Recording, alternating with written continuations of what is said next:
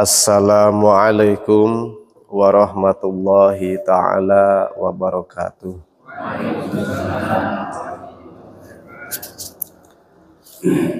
Alhamdulillah wa syukurillah ala ni'matillah wa la hawla wa la quwata illa billah.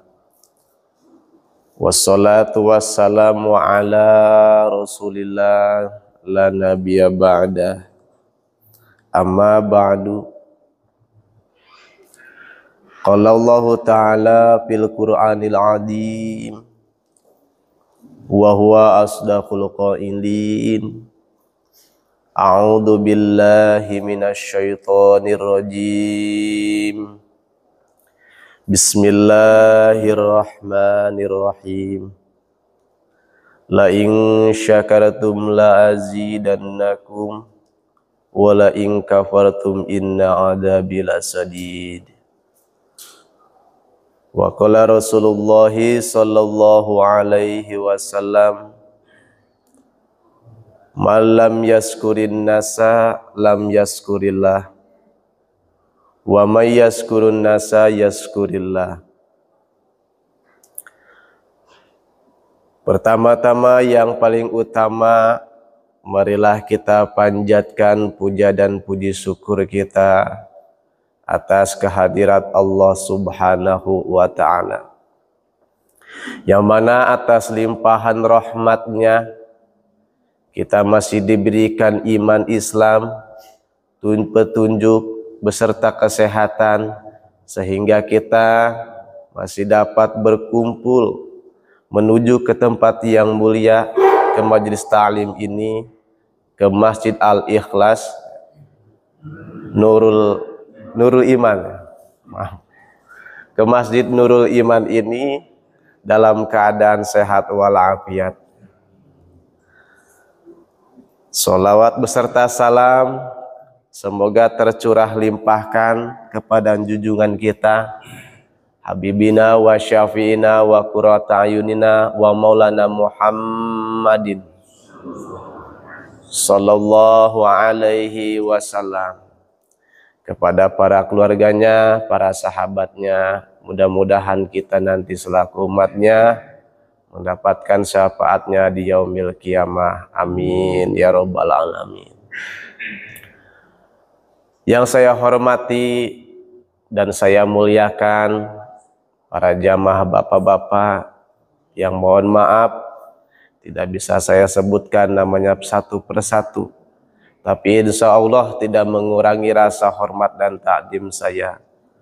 Mudah-mudahan kita semua di sini diberikan keistiqomahan dalam beribadah oleh Allah Subhanahu wa ta'ala, dan juga mudah-mudahan kita ditambah-tambah iman Islam, mati membawa iman dan Islam dalam keadaan husnul khatimah.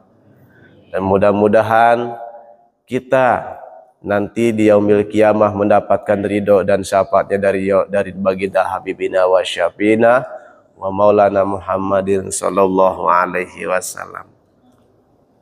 Dan tak lupa yang saya hormati jamaah ibu-ibu, yang mudah-mudahan langkah kakinya kita di sini selalu bertaburan rahmat dan bercucuran syafaat dan mendapatkan ridho dari Allah Subhanahu wa ta'ala. Amin ya Allah ya rabbal alamin. Baiklah para hadirin, bapak-bapak dan ibu-ibu yang dirahmati Allah, mudah-mudahan cuaca pada hari ini tidak menghalangi semangat kita untuk bertolabul ilmi dan melaksanakan kebaikan.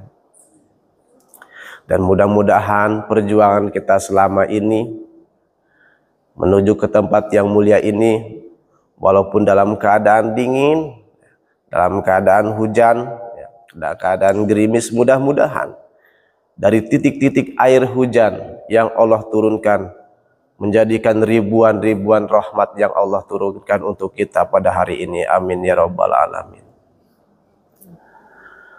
Para hadirin jamaah yang dimuliakan oleh Allah Subhanahu wa ta'ala, di mana telah berkata sahabat Wahab bin Munabah rahimahullahu ta'ala, maktubun fit Taurat hadihil mawaidi dorun fid din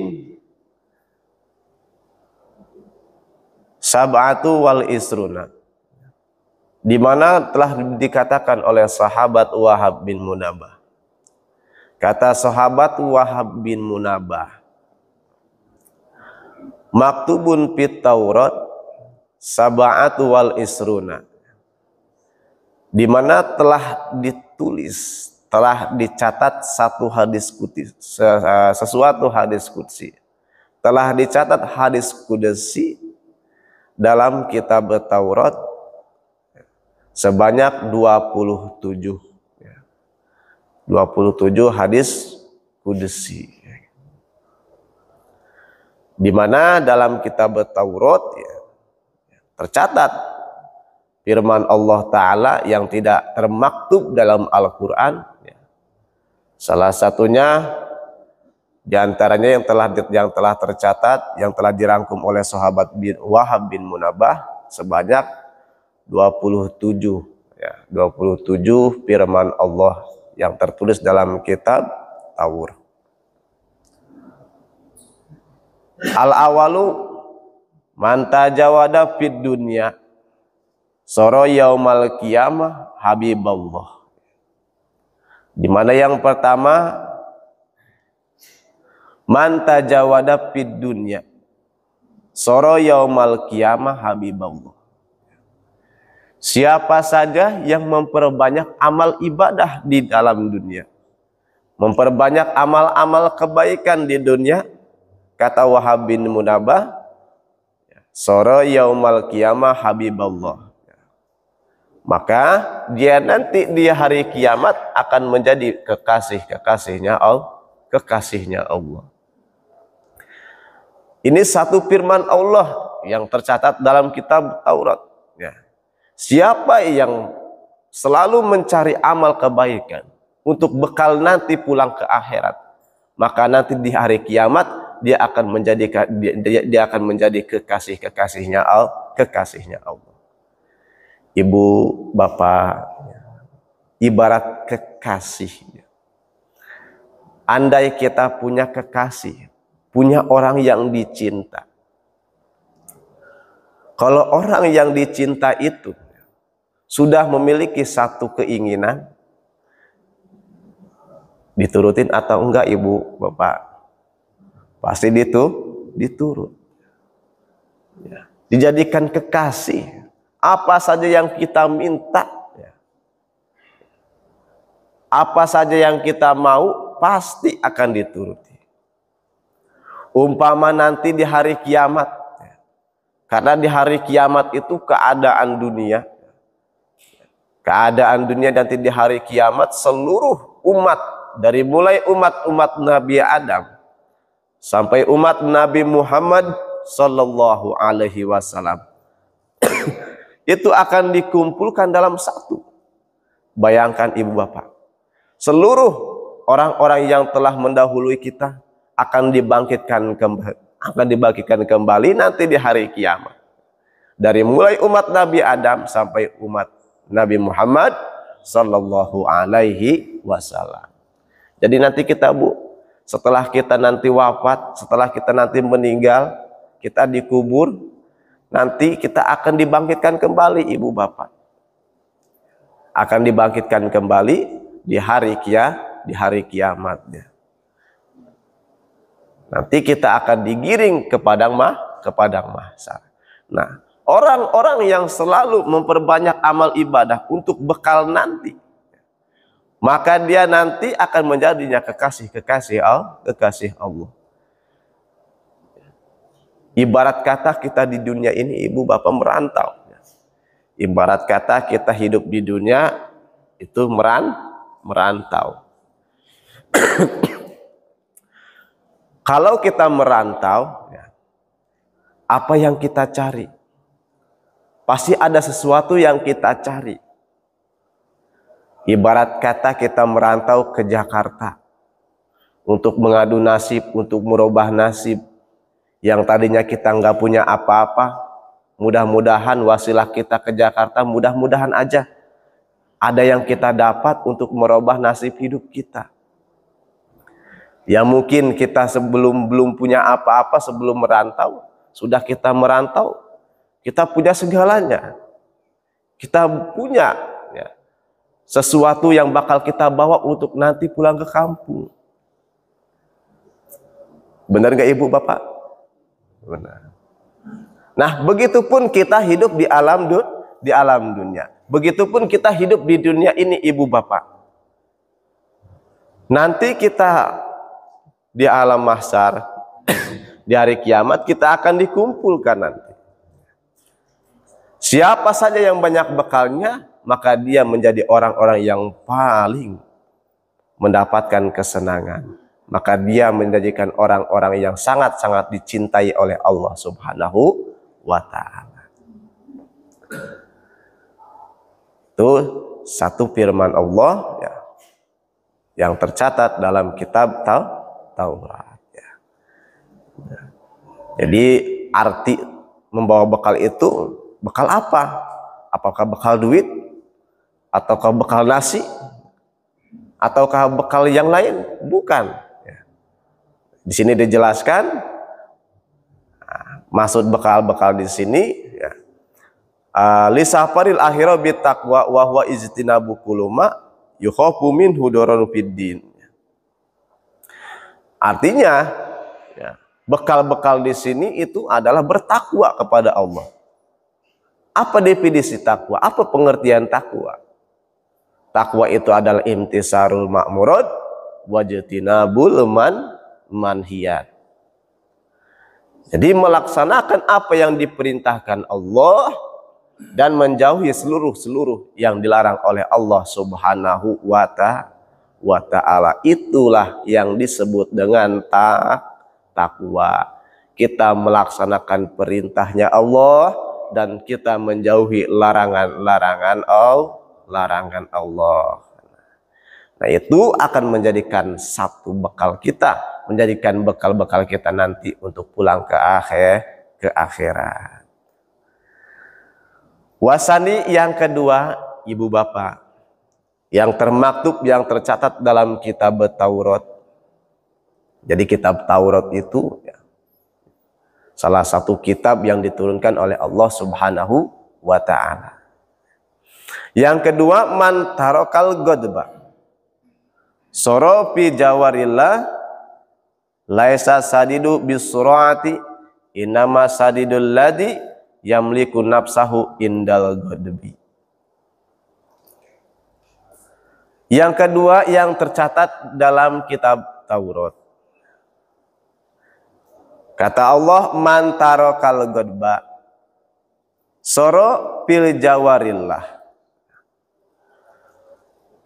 Siapa saja yang meninggalkan rasa marah, yang selalu menahan rasa marah, sorok pijawarillah, maka nanti dia akan disandingkan di barisan-barisannya Allah Subhanahu wa ta'ala.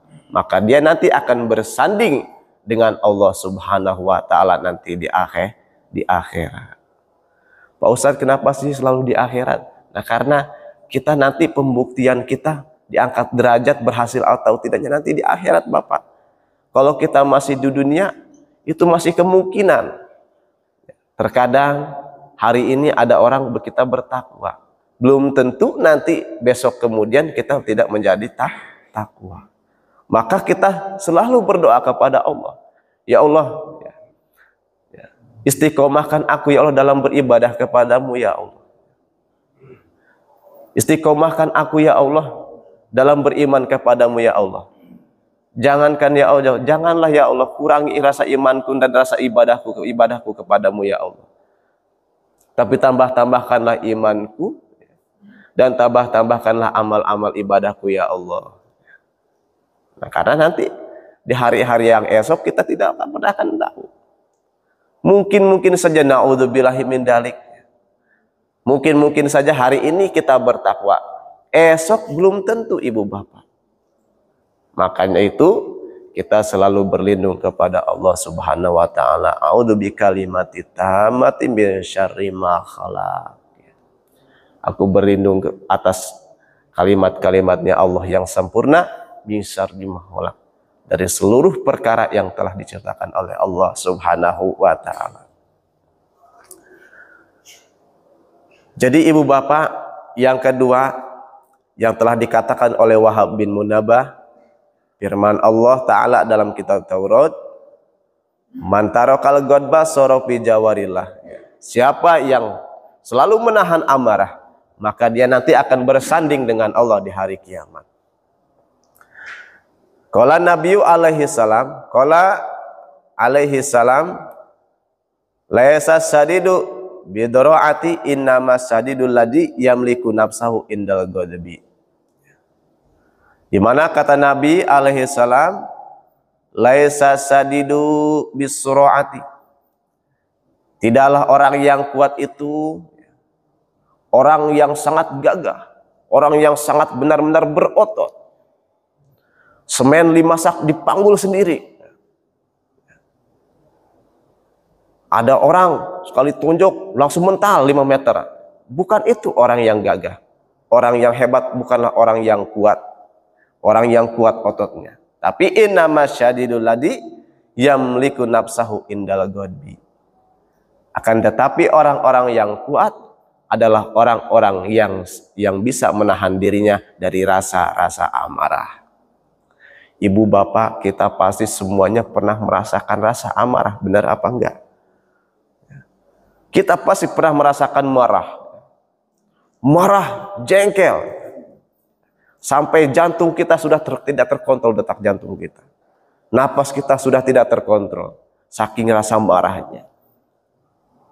Maka disitulah kita, kalau kita bisa menahan diri dari rasa amarah, dari rasa ambek, dari rasa marah, dari rasa jengkel, maka nanti kita di akhir hari kiamat akan bersandingan dengan Allah Subhanahu wa taala. Kata Nabi, orang yang hebat bukan orang yang kuat, tapi orang yang hebat, orang yang bisa menahan dirinya dari rasa amarah. Maka itu solusi terbaik apabila kita sedang marah, Bapak, Ibu, sedang jengkel, seharian jengkel aja. Kadang gitu Bu ya, Pak. Kadang rasa capek kita seharian jadi terbawa emosi. Mood kita sedang tidak baik, sedang naik turun. Seharian manyun aja ibu sama bapak. Atau bapak seharian marah-marah aja. Salah dikit marah-marah, salah dikit marah-marah. Bagaimana cara menahannya? Yang pertama, kata Nabi, kita disunahkan untuk berwudu. Jadi sunnah Bapak, Ibu, ketika kita sedang marah, kita disunahkan untuk berwudu. Karena dengan berwudu, wasilah berwudu, perintah Nabi alaihi salatu wassalam, perintah berwudu, maka kita akan dipadamkan rasa-rasa amarah yang ada dalam diri kita. Itu Bapak.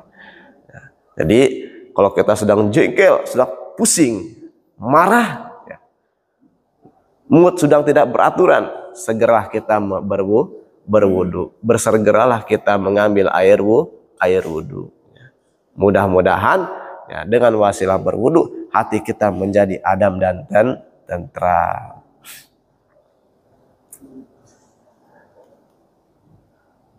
Waruya anhu, di mana telah diriwayatkan suatu hadis, qala man kafa ghadabahu kafallahu anhu adabahu. Jadi ada satu hadis kata Nabi sallallahu alaihi wasallam, man kafa ghadabahu kafallahu anhu adabahu. Siapa saja yang menahan rasa amarahnya, maka Allah pun akan menahan adabnya nanti, siksaannya nanti di hari kiamat. Jadi Pak, dengan wasilah kita menahan rasa amarah, menahan diri dari marah, itu nanti akan menjadikan wasilah Allah menahan siksanya kepada umatnya, menahan siksanya kepada hamba-hambanya. Jadi dengan wasilah kita menahan rasa amarah, itu akan menjadikan wasilah kita dijaga dari api neraka, dijaga dari siksa-siksa api, dari siksa-siksanya Allah Subhanahu wa Ta'ala. Yang tadinya kita mau disiksa sama Allah karena pernah kita di dunia menahan rasa marah, maka siksaan Allah tertahan karena kita menahan diri dari rasa amarah. Untuk itu, ya, kadang-kadang kita selalu merasa sentimen, ibu bapak, ya. Selalu merasa sentimen. Sedikit-sedikit kita marah, sedikit-sedikit kita ngomel. Maka balasan untuk orang-orang yang selalu menahan diri dari rasa amarah, nanti di hari kiamat dia akan ditahan dari siksa-siksanya Allah Subhanahu wa Ta'ala, dari adabnya Allah. Kalau kita bisa nahan rasa marah, insya Allah siksanya Allah akan tertahan oleh rasa menahan dirinya kita dari rasa amarah. Itu Bapak. Kadang-kadang apalagi kalau capek, ibu bapak, ya capek, ada satu masalah cepat marah. Nah itu salah satu jalan terbaik, ya. Yang pertama, bersegeralah kita berwudu. Karena ibu bapak banyak. Salah satu kesunahan sunnah, ya, disunahkan berwudu itu, ya, banyak. Diantaranya ketika kita marah itu disunahkan berwudu. Ya. Ketika kita batal disunahkan untuk berwudu. Diantaranya kita marah, kita disunahkan untuk berwudu.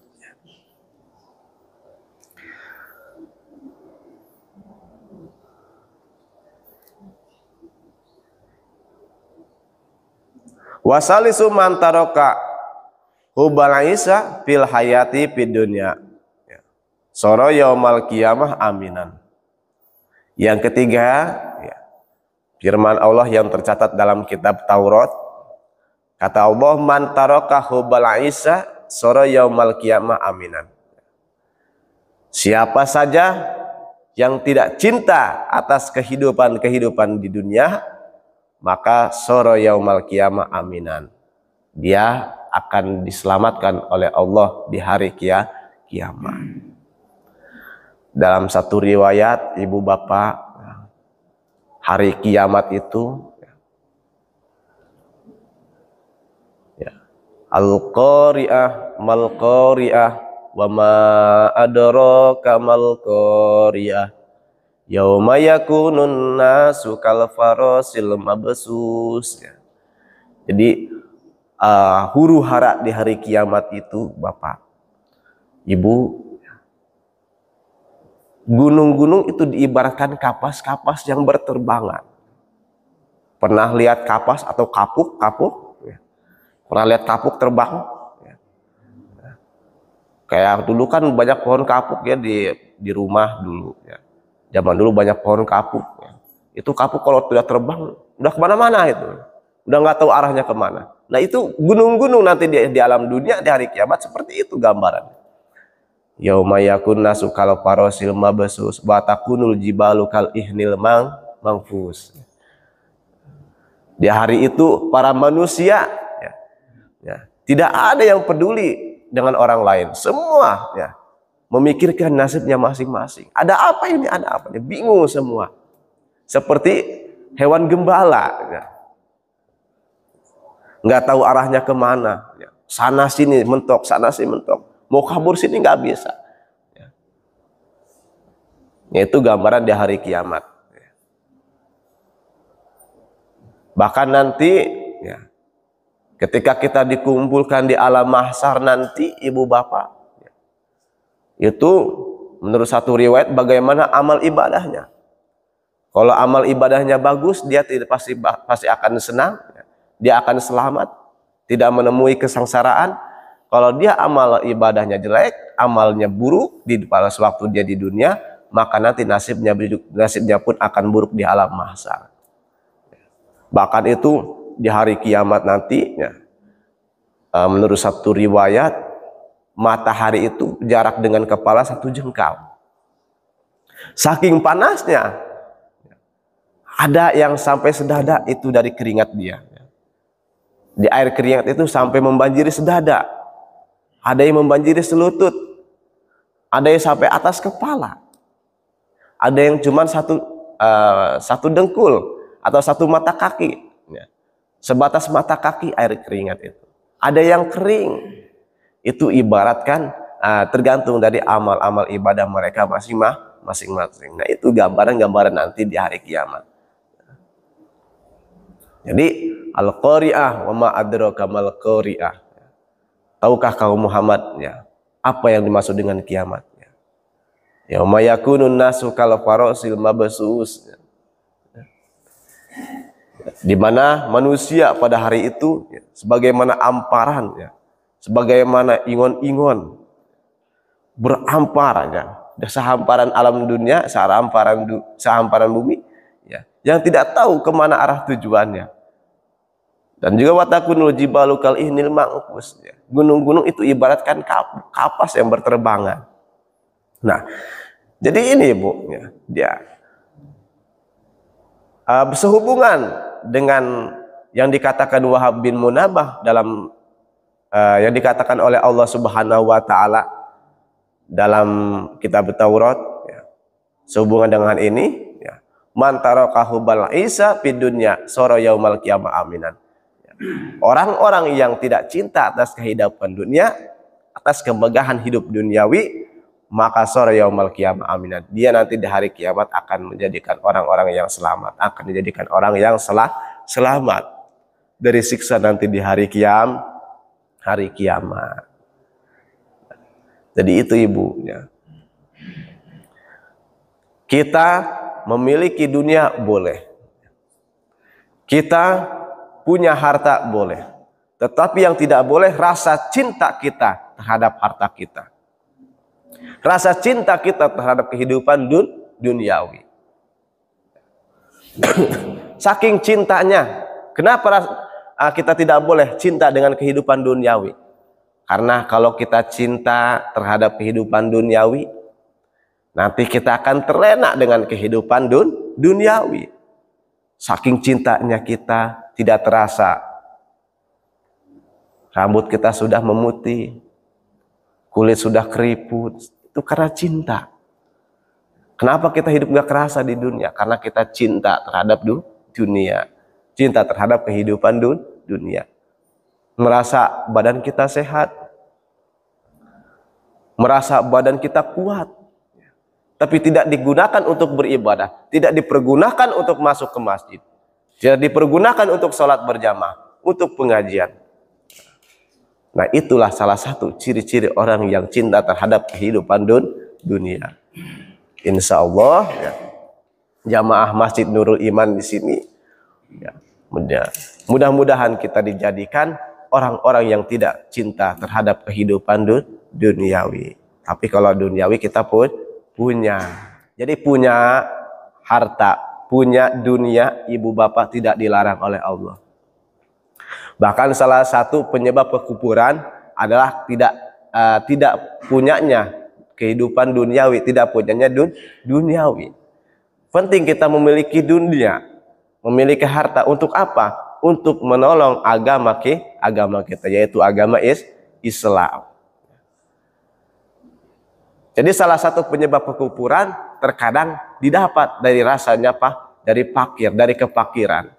Jadi buntut kekufuran terkadang timbul dari kefakiran.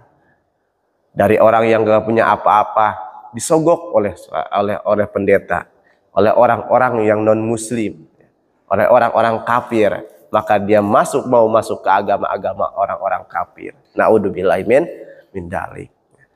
Itu penyebabnya apa? Penyebabnya adalah kefakiran. Buntutnya dari sebab kefakiran. Nah, oleh sebab itu Bapak, Ibu, kita tidak boleh cinta terhadap kehidupan duniawi. Saking kita senangnya hidup di dunia, saking kita bahagianya hidup di dunia, kita sampai melupakan akhirat, melupakan Allah Subhanahu wa ta'ala. Nah ini, ya, kalau kita tidak cinta terhadap kehidupan dunia, ya, terhadap kemegahan-kemegahan duniawi, maka kita akan selamat nanti di hari kiamat. Ya. Mudah-mudahan kita dimasukkan, dijadikan golongan-golongan orang-orang yang selamat di hari kiamat. Amin ya robbal alamin. Bahkan Rasulullah Shallallahu Alaihi Wasallam berkata, ibu bapak, sayati zamanun ala ummati yuhibbunal hayat wa yansaunal mamat wa yuhibbunad dur wa yansaunal kubur. Yuhibbunal uqba, ya, yuhibbunad dunya wa yansaunal uqba. Kata Nabi, akan datang sayati zamanun, akan datang satu zaman, kata Nabi. Itu Nabi berkata dari ribuan tahun yang lalu. Sekarang telah terjadi, di zaman ini telah terjadi, ibu bapak. Sayati zamanun ala ummati yuhibbunal hayat wa yansaunal mamat. Umatku akan dijadikan orang-orang yang sangat cinta atas kehidupan dunia dan lupa esok dia akan mati. Saking dia cinta terhadap dunia, saking dia cinta terhadap kehidupan, dia lupa ya bahwa besok dia akan mati. Dia cinta, dia tidak mau mati, dia takut mati. Nah, itu adalah orang-orang yang cinta terhadap kehidupan dunia. Ya. Bahkan kalau dulu ibarat kata Nabi, sayati zaman akan datang. Satu zaman. Zaman ini telah terjadi, berarti telah datang, bukan akan datang lagi. Telah terbukti dan telah datang pada zaman ini. Umat-umat Nabi sangat cinta atas kehidupan dan lupa akan kematian. Ya. Dan lupa besok dia akan pulang. Lupa. Kenapa? Karena dia cinta terhadap kehidupan. Ibu, hiduplah dinikmatin, bukan dicintain. Nikmatin sejalan-jalannya. Gunakan hidup, ya, hidup kita, sisa umur kita untuk melakukan amal-amal kebaikan. Bukan untuk poya-poya, bukan untuk hura-hura. Karena salah satu penyebab hati kita kosong, hati kita lalai beribadah kepada Allah, karena kita cinta terhadap kehidupan dunia. Kemudian kata Nabi, yuhibbunad dur wa yansaunal kubur. Umatku akan cinta terhadap gedung-gedung mereka, terhadap bangunan mereka, terhadap rumah mewah mereka. Dan dia akan lupa bahwa suatu saat nanti dia akan masuk ke dalam kubur. Itu kata Nabi. Sekarang telah terbukti, ibu bapak. Telah terbukti. Banyak yang berlomba-lomba. Sampai lupa meninggalkan sholat. Bukan lupa lagi. Tidak mau mengerjakan sholat. Karena apa? Karena sayang. Waktu dia terpangkas untuk melaksanakan salat. Untuk melaksanakan ibadah. Dia nggak mau waktu dia mencari dunia ya, terhalang karena kegiatan ibadah. Sekarang terbukti banyak yang sangat mengejar-ngejar dunia dan dia meninggalkan urusan-urusan akhirat. Ya, padahal ibu, masalah rezeki Allah sudah memberikannya sebelum dia diciptakan, sebelum dia dilahirkan. Dari zaman ajali dulu telah tertulis ya di Lauhil Mahfuz ya, di arasnya Allah bahwa kita telah ditentukan rezeki kita, umur kita. Jadi umur rezeki itu sudah ditentukan oleh Allah sebelum kita diciptakan. Ketika diciptakannya Anas, ketika diciptakannya Lauhil Mahfuz, ya itu sudah tertulis. Nama Bapak Fulan bin Fulan, umur 65 tahun, bakalnya nanti di 65 tahun dia akan wafat. Rezeki sekian, ya. Ininya sekian, ya. Sakitnya sekian, sehatnya sekian. Itu sudah tertulis, ibu bapak, sudah tertakar. Ya. Arizqu miqdarun, rezeki itu sudah tertakar, takarnya segitu. Jadi kenapa hati kita selalu tidak merasa tidak puas? Maka salah satu kewajiban kita menanggapinya, kewajiban kita sebagai umat muslim, sebagai hamba Allah, kita harus ridho apa yang Allah berikan. Kita harus ridho, ridho dengan ketentuan Allah. Khairihi wa syarihi minallahi ta'ala. Jadi kita harus ridho, harus ikhlas, ya. Apa yang menjadi ketentuan Allah Subhanahu wa taala, baik buruknya itu datangnya dari Allah Subhanahu wa taala. Rezeki kita sekian, rezeki kita dikasih rezeki sekian, kita harus nerima. Kita dikasih musibah, kita harus nerima. Kita dikasih nikmat, apalagi harus nerima. Dikasih susah pun harus nerima. Karena itu semua sudah ketentuan Allah Subhanahu wa ta'ala. Ya. Jadi kalau kita ridho dengan apa yang ditentukan Allah, hati kita pun merasa luas, adem dan tentram. Tidak ada hiruk pikuknya, tidak ada sesuatu yang mengganjal dalam hati. Terbebas hati kita dari segala unek-unek bangsa dunia.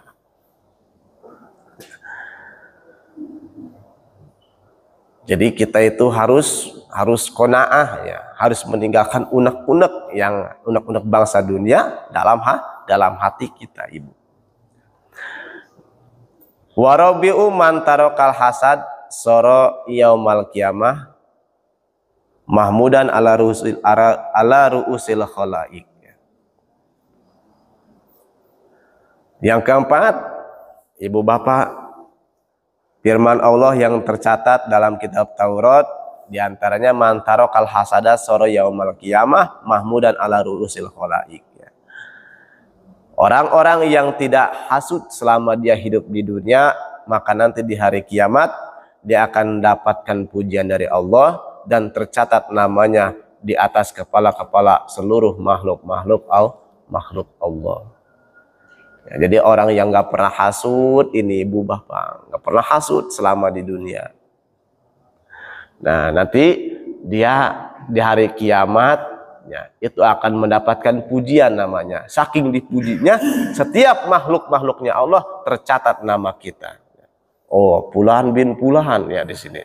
Di atas kepala seluruh makhluk Allah tercatat di atas kepalanya. Saking dipujinya orang-orang yang tidak pernah hasud selama hidup di dunia. Hasud itu apa? Ya. Di antaranya hasud itu, Bu, hasud itu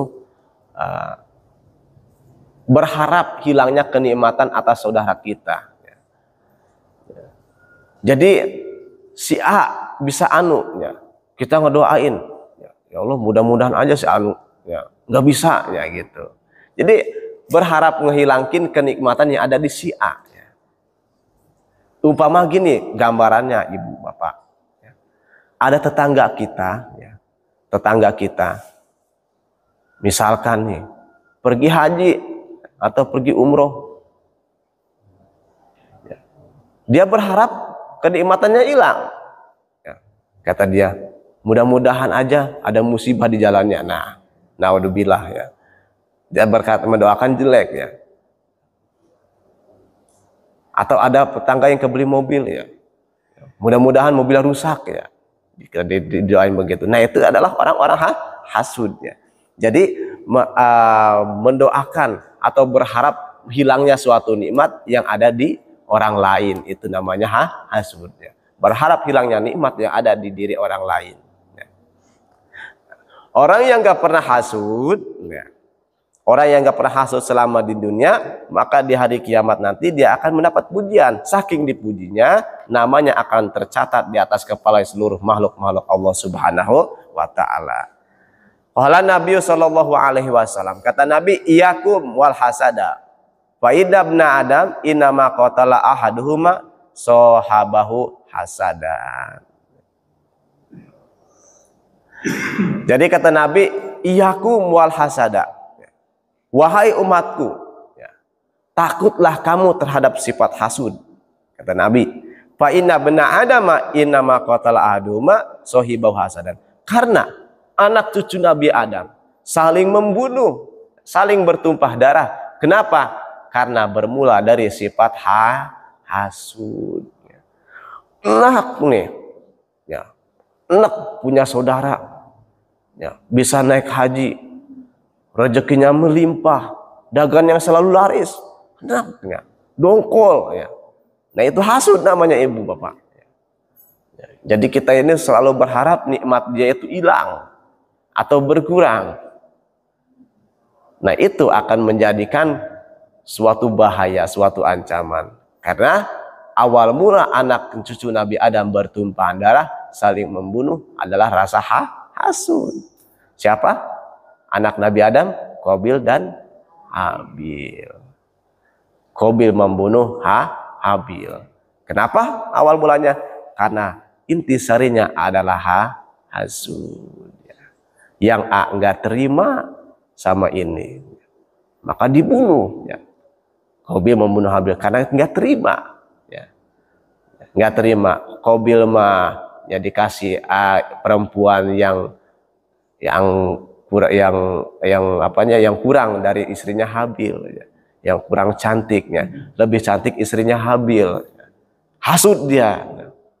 Saya bunuh aja. Ya. Jadi dulu ini Bu, sebelum terjadinya pertumpahan darah, dulu bumi itu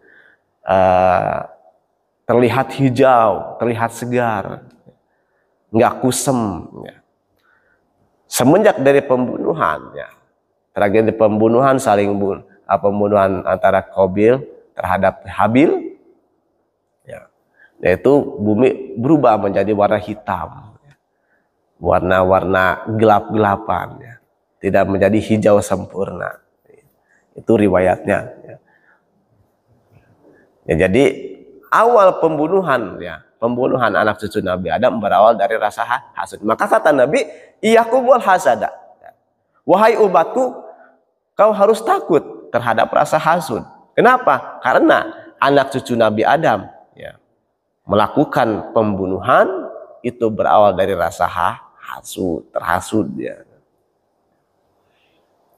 Kita punya saudara, ya, rezekinya melimpah, ya, usahanya maju, sukses, hasud kita nggak suka, ya. Benci kita sama dia. Nah, naudzubillahi min dzalik. Ibu buang, ya, sifat demikian, buang rasa hasud kita. Lebih baik kita ikut bahagia, ya, ikut mendoakan, ikut senang apa yang telah diraih oleh saudara kita. Nggak boleh kita hasud ibu, nggak boleh kita hasud bapak. Karena apapun yang terjadi, apapun yang kita miliki, itu sudah garisan pemberian anugerah dari Allah Subhanahu wa Ta'ala. Untuk itu kita tidak boleh hasud, tidak boleh iri dengan apa yang telah dicapai saudara kita. Karena rezeki sudah diatur, sudah dikasih bagiannya masing-masing. Si A sekian, B sekian, C sekian, D sekian. Bulan sekian, Jahit sekian, Fatimah sekian, sudah masing-masing. Nggak boleh kita iri, nggak boleh kita hasud, karena rasa hasud itu adalah suatu bujukan setan, rasa yang diciptakan setan, rasa yang telah digoda oleh setan, hasud, ya. Jadi ya, kata Allah Subhanahu Wa Ta'ala dalam kitab Taurat, siapa saja yang tidak pernah hasud di dunia, sore yaumul qiyamah mabudan, ya, dia akan dipuji oleh Allah Subhanahu wa Ta'ala di hari kiamat, dan namanya tertulis di atas kepala seluruh makhluknya Allah.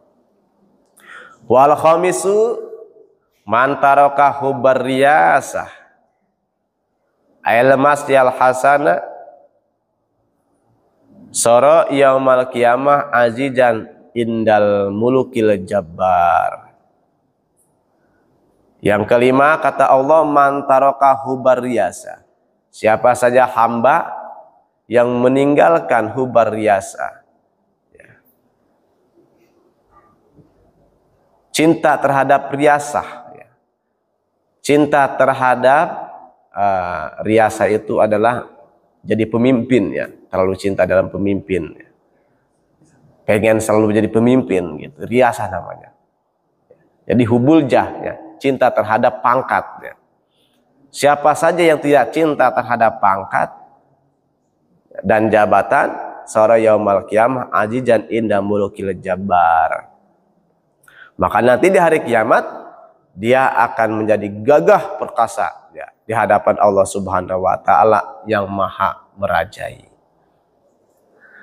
Nah, jadi hambanya Allah ya, kita sebagai hambanya Allah itu tidak boleh senang ibu bapak dijadikan pemimpin, tidak boleh senang dijadikan kepala ya, tidak boleh senang terhadap jabatan. Karena seluruhnya nanti akan dipertanggungjawabkan di hadapan Allah Subhanahu wa taala. Seperti mohon maaf ya, kita dijadikan suatu pemimpin di kalangan umat, maka seluruh umat kita yang kita pimpin itu kita akan dipertanyakan ya, nanti di akhirat, dihisab. Bapak Fulan bin Fulan ya, kamu memimpin berapa selama berapa tahun? Oh, setahun. Ada nih katanya umat kamu yang gak pernah mau sholat nih. Ada nih ya, anak buah kamu nih yang tidak pernah melaksanakan perintah Allah. Ada nih rakyat kamu nih yang gak pernah sedekah, yang pelit. Nah itu nanti kita akan diseret, dibawa atas kepemimpinan kita ya.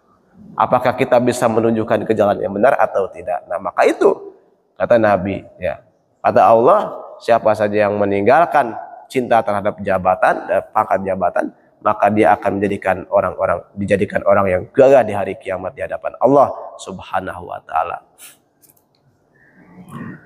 Ruya annahu qala, kata Nabi alaihi salam, ruya annahu qala ma min rajulin yata'addamu fi nafsihi wa yahtalu fi masyatihi ila liqallah wa huwa alaihi ghadban. Kata Nabi, ma min rajulin yata'addamu min fi nafsihi. Tidak ada satu laki-laki yata'addamu fi nafsihi yang merasa gagah terhadap dirinya, wa yahtalu fi masyatihi, wa yahtalu fi masyatihi, dan sangat cinta terhadap masyahnya, terhadap kepemimpinannya, terhadap pangkatnya, ila laqallahu wa huwa alaihi ghadbannya, maka dia akan dipertemukan oleh Allah Subhanahu wa taala dalam keadaan sangat dibenci oleh Allah Subhanahu wa taala. Jadi maksudnya gini Bu, hadis ini. Maksud hadis ini adalah orang yang selalu merasa gagah, merasa dirinya berpangkat, sombong, maka nanti dia akan dipertemukan oleh Allah Subhanahu wa taala dalam keadaan dibenci oleh Allah Subhanahu wa taala. Na'udzubillah min dzalik. Dia merasa dia adalah punya jabatan, merasa dia punya kepemimpinan, semena-mena terhadap keputusannya. Mau disogok, mau disuap. Lah, yang penting masyarakat rakyat gimana saya? Yang penting tanda tangan lancar. Mau disogok, semena-mena, tidak adil atas kepemimpinannya, maka dia akan diseret di hadapan Allah Subhanahu wa taala, dan dia ditatapkan di hadapan Allah Subhanahu wa taala dalam keadaan dibenci oleh Allah. Ibu tahu ya, tatapan orang yang benci. Kalau kita dihadapin sama orang, ditatap-tatapin, dihadapin ya, muka kita sama orang yang benci sama kita, gimana Ibu perangainya? Ya. Serem nggak? Sinis nggak? Ya. Sinis ya, serem, beda tatapannya, tajam. Nah begitupun tatapan Allah Subhanahu wa taala. Kalau kita nanti orang-orang yang sombong terhadap kepemimpinannya, sombong terhadap pangkatnya, nah nanti dia akan dipertanggungjawabkan di hadapan Allah Subhanahu wa taala dalam keadaan dibenci oleh Allah Subhanahu wa taala. Naudzubillahi min dzalik. Nah, itu saja mungkin ya, riwayat-riwayat yang telah tercatat dalam kitab Taurat, hadis-hadis qudsi, firman Allah taala yang tidak tercatat dalam Al-Qur'an.